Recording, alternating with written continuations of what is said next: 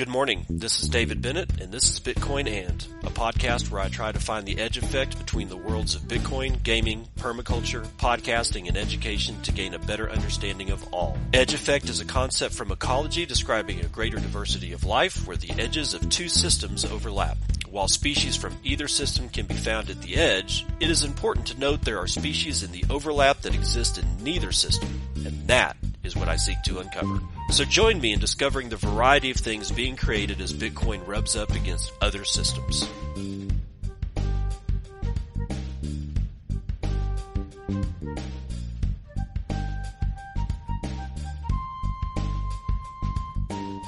My God Almighty, it's 1:15 p.m.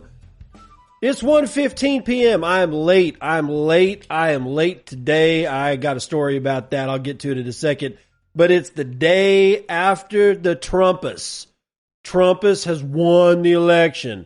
I have never, possibly never been more wrong about any kind of predictions that I've ever made in my entire life. And I take that right on the chin. I'm totally fine with it. You know, could have been a lot worse, right?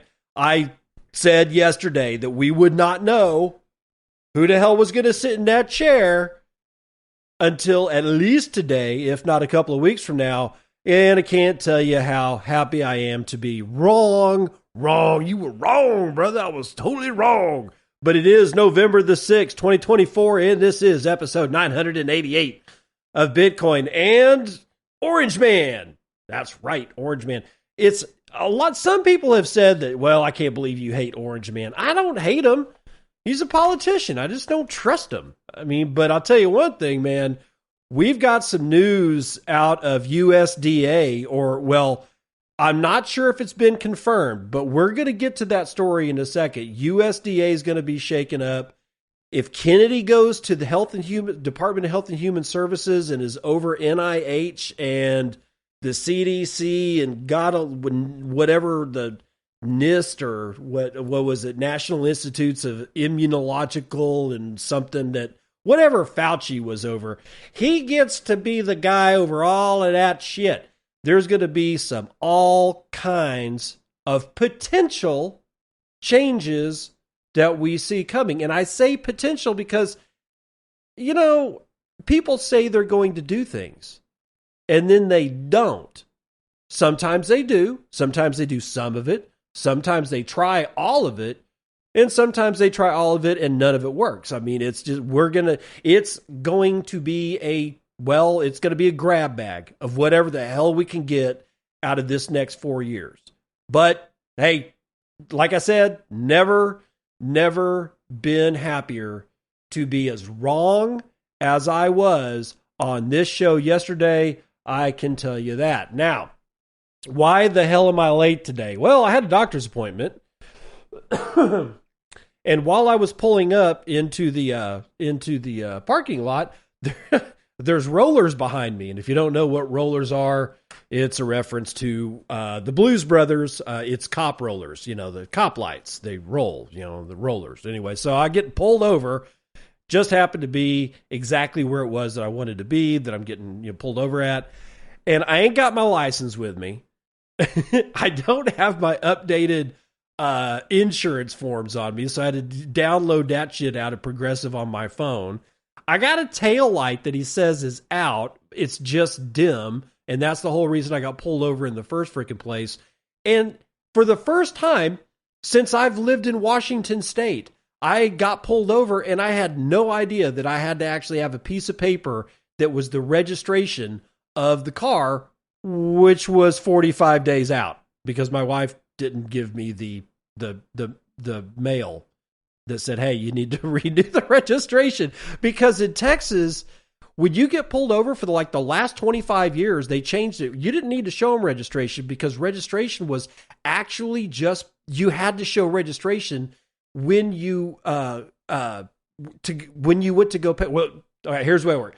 You went to the tax office in Texas, and you took to them a little letter saying that you got your car inspected. Because while you don't need an inspection in Washington State, you do in Texas. But when you show them that letter, they give you your registration sticker, which is what you put up in the windshield. So your registration is on the car at all times. So I'm like digging through all this shit. It is like this must be going, what is wrong with this man?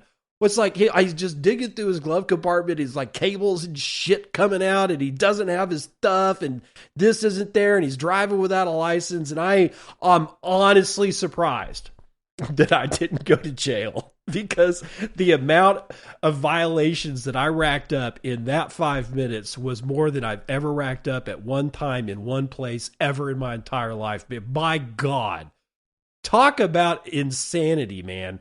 Yeah, I should have had it all, but dude, you don't know what it actually is. Nobody is going to go to a website saying, "Hey, if I get pulled over in Washington State because I just moved here, what exactly am I going to have to show?" You just don't think of it when you've lived in the same state for decades, right? You change state, you don't know. You have no idea what the hell's going on. Anyway, he lit me off with a warning, if you can believe it. Wow. So anyway, really late today, but let's get into the news. Pro-Bitcoin Donald Trump has become the 47th president of the United States. Bitcoin Magazine, written by, Bitcoin Magazine. Donald J. Trump has officially emerged victorious, claiming the presidency for a second time as the 47th president of the United States. With a critical victory in Pennsylvania and a decisive win in Wisconsin, Trump clinched the presidency by surpassing the number 270, which is the amount of electoral votes needed to secure the return to the White House. These key battleground states, which were closely contested throughout the campaign, proved pivotal in pushing Trump over the threshold, solidifying the victory. Trump's final electoral tally reflects significant support across much of the Midwest and the South, with additional wins in states such as Ohio and Florida reinforcing his lead. Yeah, like he wasn't going to carry Florida. Vice President Kamala Harris, despite strong performances in traditional Democratic strongholds like California and New York, fell short as Pennsylvania and Wisconsin tipped in favor of Trump, marking the turning point in the race. Trump also garnered a majority of the popular vote, with over 51%, signaling a renewed mandate from voters who prioritized his economic policies and focused on deregulation. So, it's a milestone for Bitcoin. Let's find out how. This election victory also marks the historic inauguration of the first openly pro-Bitcoin president in the United States. Hey, guys, just because he said he likes Bitcoin doesn't actually mean he likes Bitcoin. Now, I'm going to make another prediction, and I hope I'm wrong. But he cares more about the dollar than he does Bitcoin. I'm just saying. During his campaign, Trump included a stop at Bitcoin 2024 in Nashville, where he embraced several key promises aimed at Bitcoiners and the broader crypto community, which distinguished him from previous candidates and resonated strongly with advocates of decentralized finance. Let's find out what those promises are so that we can remember and hold the orange man's feet to the fire on all of them. Number 1, support for Bitcoin miners in America. He has pledged to protect the burgeoning Bitcoin mining industry within the United States. His commitment to deregulation and support for energy independence aligns with the interests of miners, many of whom rely on stable energy policies and supportive regulatory environments. This focus could help secure the U.S. position as a global leader in Bitcoin mining, fostering economic growth and innovation in blockchain technology. Number 2, Bitcoin strategic reserve. In a move that would be unprecedented for a sitting president, Trump's campaign discussed the idea of establishing a Bitcoin strategic reserve. Such a reserve could provide a hedge against inflation and currency devaluation, aligning with Bitcoin's core appeal as digital gold. By backing this initiative, Trump has shown an openness to treating Bitcoin as a legitimate asset within the national financial framework. And number 3, big one, pardon for Ross Ulbricht. Not one more day. That should be the hashtag that all of us are using everywhere. Not one more day. This is just me talking right now. I'm pausing to say it. Hashtag not one more day. What do I mean by that? That means that I think that Trump, his transition team, should be on the horn in the media and to the Biden administration, telling everybody under the sun that Biden needs to pardon this man right now. And we're not going to wait for Inauguration Day. We're not going to wait for the day fucking after Inauguration Day. There's no reason in the fucking world this man needs to spend one more day in prison. And Trump has the upper hand. Somebody texted me on, or gave me a note on Nostr about this, because I put this out there on Nostr this morning, and say, well, nobody really gives a shit. You know who really does give a shit? Enough people that it could literally do the following. Trump says, hey, Biden, pardon Ross Ulbricht immediately. Don't wait for me. Don't do it. You do it. If you don't do it, I'll do it. But you don't want this shit to be the albatross around your neck that seals the shitty fucking legacy that you're going to live for whatever much time that the man has left to live. He's pretty old. I mean, you got to admit, man. I mean, he's pretty old. He's not looking all that great. But his legacy, it does not need the capstone of he could have pardoned Ross Ulbricht when there was nothing left to lose because the election was already lost, and he still didn't do it. You have any idea how that would make the Democrat Party look for the next 10 years? Especially if we just kept hammering it and hammering it and hammering it and hammering it. You had the chance to do the right thing, but you wouldn't do it. You waited for Trump. You waited for until January. It's going to be January 20th this year, I do believe, that you waited for almost 3 months and kept this man in jail and made him wait so Trump could sit down in the chair and sign the executive order himself. No, the Biden administration could be made to look so foolish that it actually bleeds over into the Democrat Party forever. And all Trump has to do is say, I need President Biden, while he is still president, before I take the chair, to pardon Ross Ulbricht. He needs to speak it loud on CNBC, CNN, NBC, MSNBC, Fox News, whoever.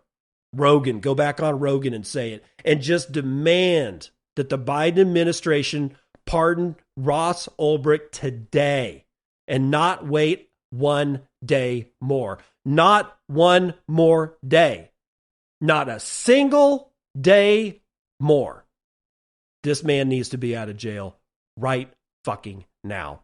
Number 4, opposition to central bank digital currencies. Trump's campaign included strong opposition to the creation of a Federal Reserve-controlled CBDC, citing concerns about government overreach and loss of individual financial autonomy. Many in the Bitcoin community see CBDCs as antithetical to the principles of decentralized finance. Trump's alignment with this viewpoint has bolstered his appeal among Bitcoiners who prioritize privacy and freedom from state-controlled monetary systems. Number 5, a simplified tax code for digital assets. While not explicitly part of his campaign, Trump's emphasis on simplifying tax codes has led many to speculate that his administration could enact policies to make digital asset taxation less burdensome by easing the tax reporting process for cryptocurrency holders. Trump's administration could foster greater adoption and legal clarity for investors. I see what Bitcoin Magazine did here. He's never actually promised a simplified tax code for digital assets, but hey, what the hell? Might as well slip that son of a bitch on in there. All right, as Bitcoin adoption is on the rise, Trump's presidency could mark a pivotal moment for Bitcoin in America. The growing alliance between Bitcoin's ideals of decentralization and Trump's policies on economic freedom suggests a promising road for Bitcoin under the next administration. Sure, I hope so. I do. But remember, the most important promise here on day one needs to be the release of Ross Ulbricht, but not one more day. Hashtag not one more day. Hashtag not one more day. Throw it out there.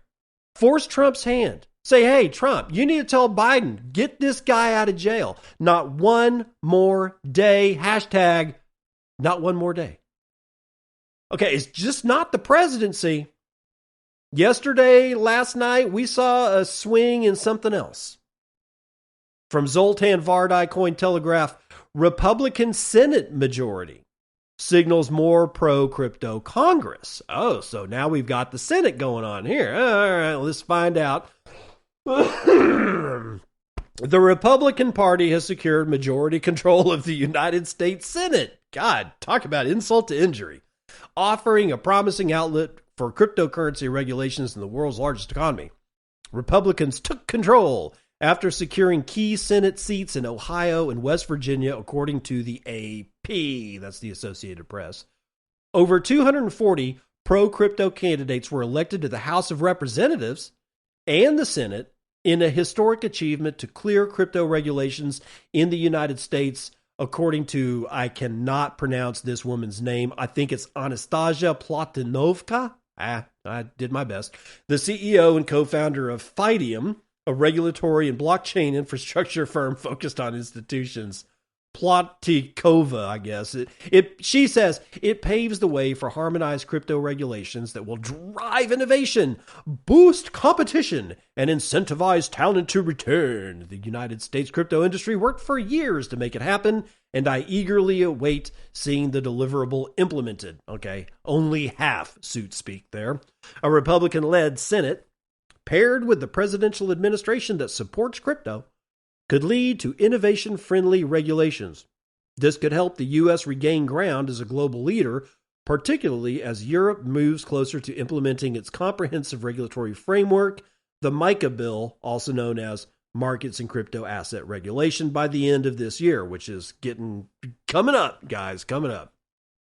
A Republican Senate may finally bring clarity to U.S. crypto regulations, according to Andy Lian, author and intergovernmental blockchain expert. What the hell does an intergovernmental blockchain expert do anyway? Well, apparently they sit around and say the following, quote, the Republican focus on reducing government oversight could lead to a lighter regulatory touch, which would be a win for the industry. A Republican Senate could mean fewer aggressive anti-crypto moves and more opportunities for open discussions about how to support innovation. End quote. It's always about innovation. Oh, we got to innovate. Well, whatever.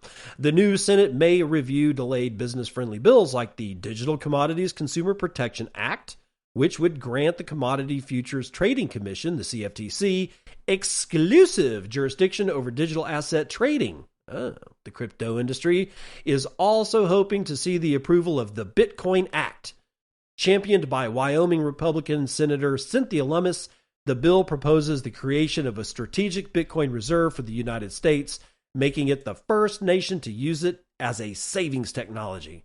The bill cited the United States' soaring inflation rate and the national debt reaching unprecedented heights as reasons for the adoption of Bitcoin reserves to bolster the country's balance sheet. Controlling the Senate is at least as important for the future of crypto regulations as the president, according to James Davies of Crypto Valley Exchange. This could significantly change the Securities and Exchange Commission's oversight of the crypto space, as Davies told Cointelegraph, quote, this shift changes the SEC overnight, which has proven to be as impactful as, if not more than, the SEC chair. Now we await public announcements from Trump on SEC nominations to fulfill his promises to the U.S. crypto community that supported him, end quote. Davies said he hopes that Chris Giancarlo, the former CFTC chair, will be nominated for Gensler's seat at the SEC. Well, that would be really interesting, honestly. Will he do it? We don't know. We don't know what Trump's going to do. We have no idea. I mean, he says he's going to do stuff. Will he do them? We have to wait and see. All right. Unless the check clears and is deposited in my bank account, as far as I'm concerned, that check doesn't exist. And the same holds true for damn near everything else in my life. I just can't trust anybody anymore. I have to actually see them do the thing. And I hope the next thing, for all you guys that are interested in farming, interested in ranching, interested in food, interested in soil, interested in the environment, and not interested in the environment in some kind of shady, shit-ass, carbon's going to kill us all kind of way. No, I mean, how about we stop dumping fucking poisons over millions of acres of America's best farmland? Well, hold on for it, because Senator Massie, is it senator or congressman? Well, let's just say Congressman Massie is for Secretary of Agriculture. Well, the Kentucky congressman addresses talk of the Trump administration role. Austin Horn and David Catanese for the Lexington Herald Ledger. The 4th Congressional District Representative Thomas Massie, Thomas Massie from Kentucky said Wednesday that he's open to taking a new role in the incoming Donald Trump administration, potentially leading the Department of Ag, or the USDA.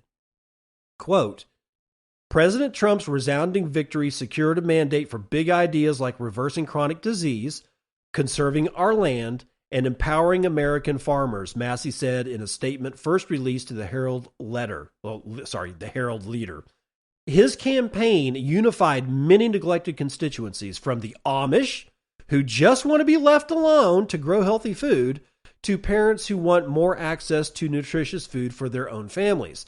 I stand ready and willing to help the president with any part of his bold agenda to focus on the health and well-being of Americans, but I have received no commitments nor offers from President Trump's team or any discussion of the transitions, or rather, any discussions of the transitions are premature.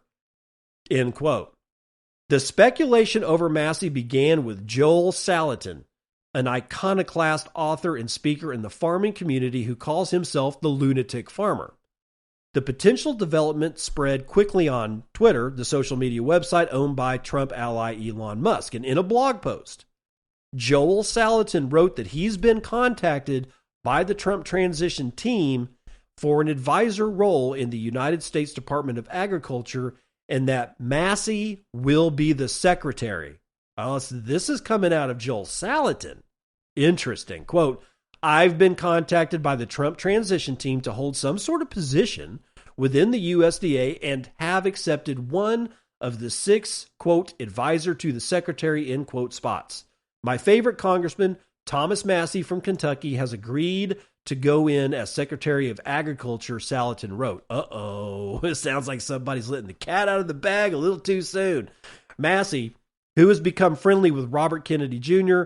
during the campaign, has had a topsy-turvy relationship with President-elect Trump, only endorsing him late in the 2024 campaign. But Kennedy's closeness with Massie have revived the relationship in recent weeks, leading to the possibility that the Northern Kentucky congressman could enter the new administration next year. All right, so it sounds to me like Joel Salatin jumped the gun and spilled some beans a little too early, and Thomas Massie's having to walk that shit back, saying, I haven't heard a thing. All right, I almost expect more of this. But let's leave who spilt what, was it too soon, out of the picture. Are you fucking serious? Thomas Massie as USDA secretary and Joel Salatin as one of the 6 advisory positions? Are you kidding me? The other guy that needs to be in there is Gabe Brown, Gabe Brown, Gabe Brown from North Dakota. That man knows more about cover cropping than anybody on the face of this planet. And if him and Joel Salatin were together, and a couple of other people that I could probably name, holy shit.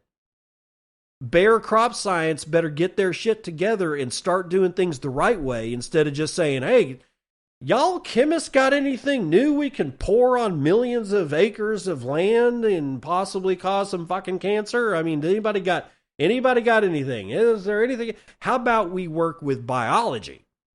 How about we work the way that our ancestors used to work the soil? Did we really need glyphosate? I'm sure if you're a modern farmer and you're listening to me right now, you hate everything that I'm saying because, of course, you need to use glyphosate. I get it. We're stuck in this particular mode of agriculture right now, and it's going to take a lot of pain and a lot of suffering to break out of this particular mode of agriculture, but it has to be done. I'm not telling farmers right now that they've got to quit using this shit. I really think that this is the way we go. We get Thomas Massie as USDA. We get Joel Salatin in there. If I have my dream, other co-captain of that advisory team, Gabe Brown, in there, then maybe we could at least get farmers who depend on chemical ag, and they do, right? Most of them do. And I'm not blaming them. They got suckered into it, and they can't escape. If we could get them to do this, I think they would turn themselves around inside of 5 years and stop using this shit all by themselves without anybody telling them that they had to. Set aside a single acre of your general production, right on the corner, the one that's closest to where you start your operations in the morning. Hopefully your farmhouse is right next to the fields that you farm. Just pick the corner of an acre on the corner out there by the highway, right where your driveway meets the highway, where your mailbox is, and just section off an acre of land and just work with the biology there. Do it for like 2 or 3 years. Do the measurements. I mean, is it producing more? And if it's not producing more, what are your input costs on that? Should be damn near nothing because you're not using any of these chemistries. Many, many farmers that have been asked to do this, and those that have, all they've discovered is that it's a better way to farm. And when they figure out that they don't have to run 18 passes with their tractor through 1,000 acres, which, that racks up a lot of diesel burnt, and that they're not spreading, this application of glyphosate 3 times during the year, they're not doing burn down, they're not having to do any of this other bullshit because they're doing all natural practices because they saw it work on this 1 acre of land, and then they go, you know what, let's do 10 acres. And then after that, they go, shit, man, let's do 100 acres. And all of a sudden, many of these farmers report that they're getting the exact same or slightly lower yields. But when they actually run the math of how little diesel they burnt, and they didn't have to buy all this chemistry, and they were working with the soil, their input cost fell so rapidly and so precipitously that they're actually making more money growing less yield than their neighbors. But they have to be shown. They can't be forced. You can't do that to them. You will destroy their operations. If we were to tell them, hey, bare crop science is now illegal in the United States and you can't use glyphosate or whatever, right? GMO seeds and all that shit. If you tell them they can't do any of that, you're going to have a big, big problem. Farmers are just going to go out of business immediately. They have to be shown that it works. And there's nobody better to do that than somebody like Joel Salatin and Gabe Brown. And the projects that they could put together to be able to enable people to go out into the fields and show these farmers, here, just let's get this half acre. Let's just put this acre aside and let's do this. And then we'll do this and we'll do this and then we'll do this. And then after 5 years, it's going to take a while, but after 5 years, they look at this plot of land going, shit, why am I not doing this over 1,000 acres? And then boom, it starts happening. That's exactly what happened to Gabe Brown. If you have not read the story of Gabe Brown, you need to go get Dirt to Soil. Just look up Gabe Brown, Gabe Brown, and Dirt to Soil. Find his book. It's not a long read. You can read it in a single day, and you will be amazed at what he became amazed about. Let's run some of these post-electoral numbers.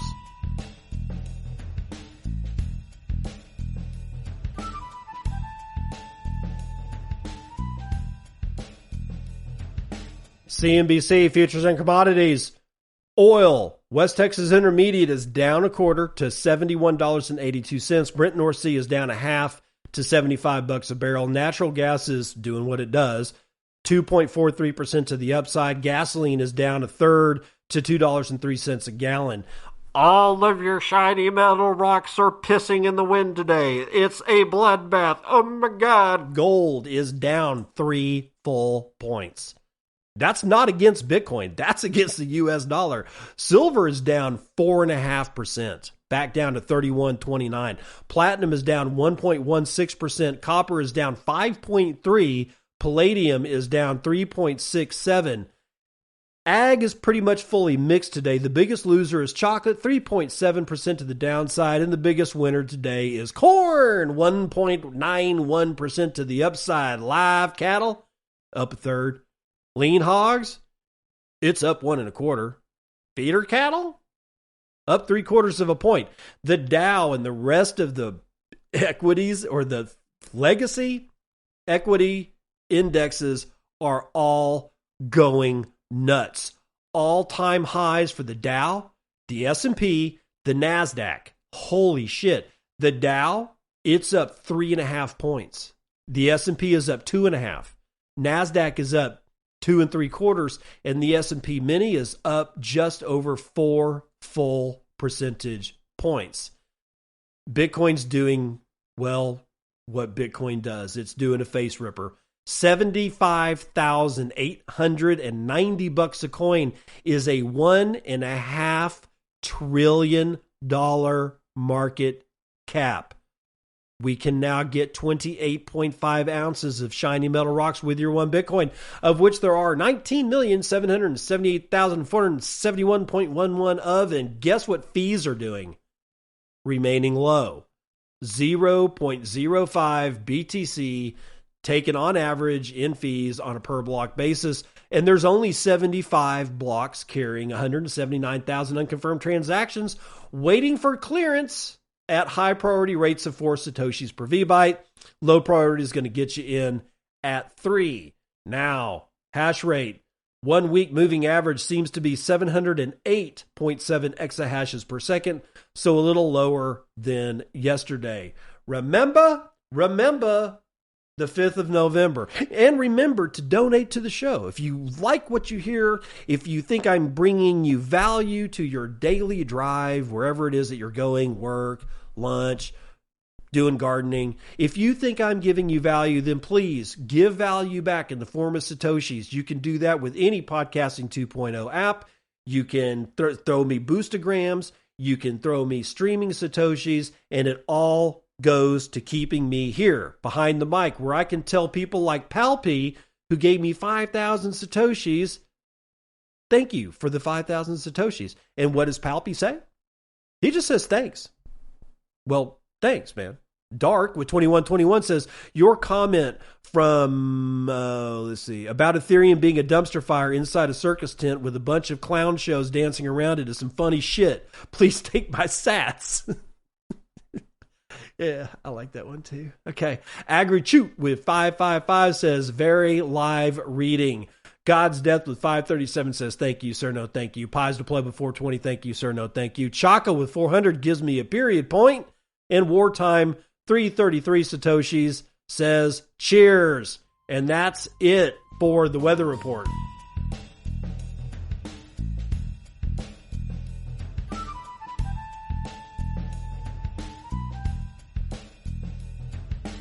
Welcome to part 2 of the news you can use, and whoop-dee, it's going to be a short as shit show today because I've only got 2 left. First up, Robinhood, Kraken, and Paxos are joining forces. Oh my God, it's like the fucking Wonder Twins for a new stablecoin network. Yes, remember what I was saying about stablecoins? It's the new shitcoin. It is par excellence. You thought altcoins were bad. You thought shitcoins were bad. You thought 2017, 2016, and 2018 was just nothing but scam-alicious motherfuckers out there doing everything that they can to take your money. Well, you ain't seen nothing yet. Atlas 21 says that several companies from the cryptocurrency and traditional finance sectors have announced the launch of, get it, Global Dollar Network, the GDN. Oh man, it almost sounds like a bad network, man, like for television. The initiative aims to improve the adoption of US dollar peg stablecoins in compliance with current regulations. Among the companies involved, Robinhood, Galaxy Digital, yeah, you knew that was coming, Kraken, Anchorage Digital, and Paxos.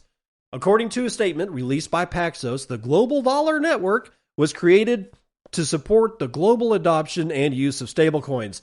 The main objective of the network is to support the USDG stablecoin issued by Paxos on November the 1st, 2023.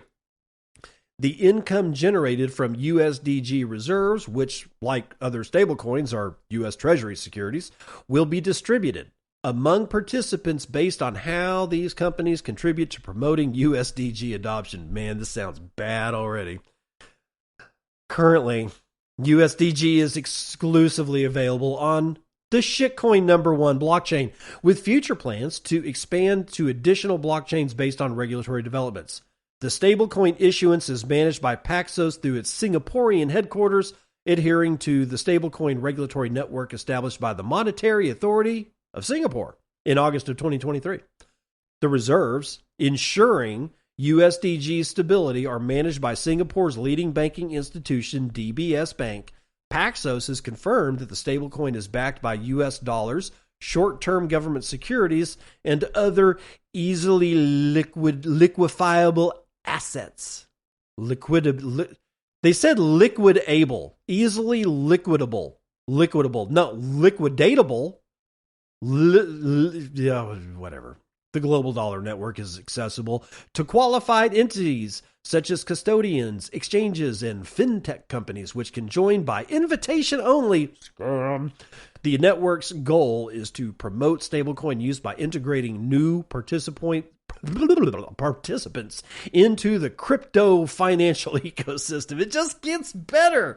The launch occurs in a market currently dominated by Tether and USDC, which represents 56% and 27% of stablecoins on shitcoin #1 blockchain, respectively, according to data provided by DeFi Llama. Overall, USDT holds 69.53% of the current stablecoin capital on Ethereum, which amounts to $84 billion. It's not going to go away. You thought that we would only need USDT, and then here comes USDC, and then, okay, well, I guess a use case was made. But the biggest use case by far for all these stablecoins is the fact that they're the only people willing to actually buy an appreciable amount of our national debt. United States, by issuing securities, is basically printing debt. And these guys are buying it. They are buying it hand over fist. That's got to make the U.S. Treasury very, very happy. They've got a customer. So, here's what happens. The U.S. Treasury sits around their table, the guys and gals of the U.S. Treasury going, holy shit, there's a whole bunch of suckers out there that are buying this now. I mean, it's like, we thought this party was over. And then somebody else at the table says, oh, hell no, this party is just picking up. Stablecoin issuers are going to come out of the woodwork like termites in a burning house. It's going to be ugly. But here's the deal. They are going to physically buy United States debt. It doesn't matter if they're in Singapore. It doesn't matter if they're United States, companies. It doesn't matter if they're, based in Brazil. It's not going to matter. It is now precedent that the backing function of stablecoins is U.S. securities. So therefore, everybody's going to do it. It's precedent, right? So the United States Treasury is going to be looking at SEC going, I don't really mind if you put the screws to the Bitcoiners and whatever else, but these stable coins, you got to keep them around. They're the only people willing to buy our debt. France doesn't want it. We won't even allow Russia to buy it. China has been selling, their treasuries for, years now. They've been trying to offload that shit. Nobody wants our crappy ass debt. But here comes stablecoins. Here comes stablecoins. When altcoins came, when the Scambrian explosion occurred in 2016 through 2018, you had the proliferation of 20,000 shitcoins. But none of them were actually going to do anything but scam retail out of their money. But here comes stablecoins. And they are willing to take however they get their money. And I'm not going to go into that. But they've got money. And they're spending that money. And what are they spending their money on? They're stacking treasuries. Treasury is going to tell SEC, you leave them alone, man. You don't leave them alone, or if you make this a big deal, they're not going to be buying our debt, and we need to offload the debt. Don't give a shit who buys the debt. As long as they give us something in return for that debt, we will paper their ass with securities, and they will print, and they will print, and they will print, and more stable coin companies will come up, and you'll have stable coins just for Austin. You'll have a stable coin just for Tucson. You'll have a stable coin for that dude's cabin across the river in fucking Brazil. I swear to God, they're going to be everywhere. It's probably going to make the Scambrian explosion look like child's play. But we don't exist there. We exist in Bitcoin and Lightning. And here we go. Bolt's web app version 1.5.0 has been released. Bolt 12 swappies. Bolt's BOLTZ is a non-custodial Bitcoin bridge that enables swaps between different Bitcoin layers. Quote, we just shipped a little something, Bolt 12 swaps, announced Bolts. This Bolt's web app release adds Bolt 12 support to submarine swaps, which is swapping into Lightning, the ability to fetch BIP 353 with DNS Prover, Banco Libre, and Stash Pay to integrations in Ledger and Trezor support, among other things. Damn, it sounds like a really big improvement here. Additionally, Bolt's backend version 3.8.0 brings support for the new CLN Hold invoice plugin written in Rust, the ability to renegotiate amounts for chain swaps in case they are over or underpaid. It enables the creation of chain swaps with any amount. It allows for paying Bolt 12 invoices in submarine swaps and introduces an API endpoint for fetching invoices for offers. Bolt 12 is an upgrade to the Lightning Network that enables things like reusable payment requests, increased receiver privacy, and more robust censorship resistance. Let's see if there's anything different. Everything else seems to be way above my pay grade. So Bolts is damn. Bolt 12. That's going to be nice. All right, so that's all I got for you today. I told you it was going to be a shorter show. We're at 42 minutes. And honestly, ladies and gentlemen, I've said everything I need to say about the elections. That I'm wrong, or was wrong yesterday, and good, I'm glad. I didn't want to wait 4 weeks to figure out who the hell was going to sit in the chair, so I'm literally okay with it. And I gave you the news, so there's really nothing else to do around here except you gotta hold Orange Man's feet to the fire and spread it. We've not one more day. Not one more day, or not a single day more, whatever you want to put. But make sure Trump hears it. Make sure Elon hears it. Make sure anybody who's or part of the Trump transition team hears it. That Trump needs to call Biden and tell Biden to pardon Ross Ulbricht today. Not tomorrow, not the day after, not sometime next week. And not twice on Sunday, once, today, right fucking now. There's no reason in the world for that man to sit not one more day in jail. It's absolutely ridiculous. There's no reason for it.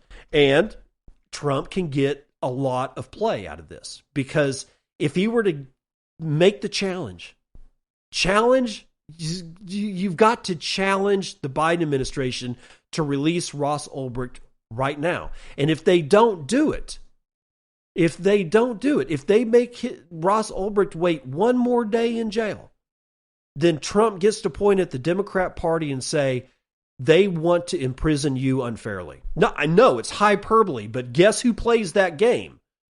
The Democrats have been playing hyperbolic functionality for years now. Oh, you don't like Kamala? You're a Nazi, white supremacist, racist. Well, fuck you. I am not a Nazi, I'm not a white supremacist, and I'm not a goddamn racist. I don't like Kamala because she's a fucking moron. right? I mean, if you want to call me a fucking moronist, well, I guess so. I guess I'd be guilty of that. It has nothing to do with race or anything. They've been so hyperbolic for so long. I'd like to see them eat a little crow. Just a little bit of their own fucking medicine. And Trump has the ability to do it right now, is to issue a national challenge in the media several times to the point that nobody can escape it. Hashtag not one more day. Free Ross. Not one more day. Free Ross. Not one more day. Not one more day. Not one more day. Not one more day. Not one more day. Not one more day. Not one